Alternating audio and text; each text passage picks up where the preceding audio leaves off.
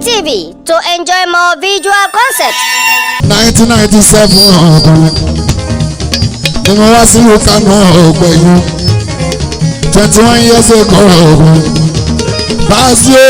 bóyá rántí tí mo wá fún kíkíní Kano ní ìpayà o àwọn bẹ́sìn náà Nàìjíríà ṣàlàyé fún kíkíní Kano kò lè bá so láti gáì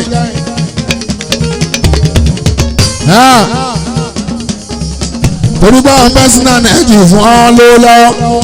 wọ́n lè fi gbé Pasuma o láti báyìí Paso làwọn tó jẹ́ ti Pasuma ní níbi torí pé bí ṣe lọ sókè làwọn náà bá ní kúrò àwọn afẹ́ gbé Pasuma o bàbá ṣe ń lórúkọ sí Paso lówó ṣe wọ́n sí wọ́n sẹ́ẹ̀kù bá ṣe ń lórúkọ sí Jíwá lówó ṣe wọ́n bóyá ní 1970 báyà o wọ́n lè fẹ́ pé Pasuma ẹ̀rọ kó má san ju $1 million lọ o. sáré lóde làkọ́lé eléyìí o Alhaji Wasiu Alabi Pasuma ọ̀gá ńlá ọ̀gá ọba bàbá ọba Mr President ìjọba Fuji káfàtà. lórí 2010 èèyàn tún lè fẹ́ ṣe pátì nílùú Kánò kó máa gbèrò pé òun gbọ́ pé Pasuma lélẹ́rẹ́ tó bá pé máníjà wọ́n lè ní 2.5 Paso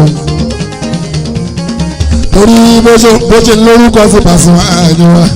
lórúkọ ń gòkè o lówó náà ń gòkè o. bẹ́ẹ̀ ni o bójúmọ́ ṣe ń mọ tó ń ràn ní ògo Alhaji Wasiu Alabi Pasuma ń peléke sí ó gara tán fáwọn Pasuma fans club nínú Kano BFC ẹyin tó Paso ó yẹ ìtẹ́ká ó nínú ẹ̀yìn.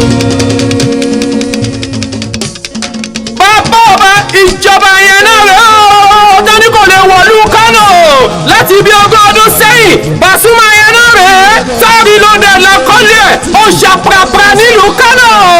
ó ti jáde látọ̀lú iléeṣẹ́ Olax Entertainment and Film Production ẹ lè ríra ní gbogbo ilé ìtajà sinimá àtòrí nílẹ̀ yìí àtòkè òkun ẹ lè pè wá sórí aago wọ̀nyí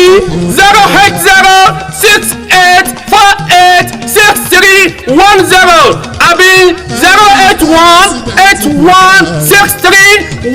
08181631936 bẹ́ẹ̀ lẹ sì lè máa rí gbogbo sinimá orin àti wáàsí tó ń jáde nílé iṣẹ́ wa wò lórí YouTube Yorùbá Gallery TV ìwọ ṣáà ti subscribe kó tẹ̀ sójú ẹ̀ fàájì kẹlẹlẹ lórí Yorùbá Gallery TV. ọlọ́dún bẹ́ẹ̀ gbọ́dọ̀ gbàgbé gẹ́gẹ́ ló ṣe gẹ́gẹ́.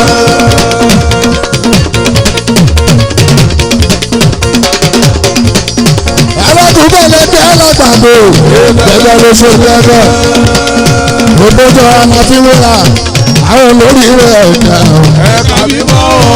àwọn alábọ̀ọ́sẹ̀ ọ̀la ẹ̀rọ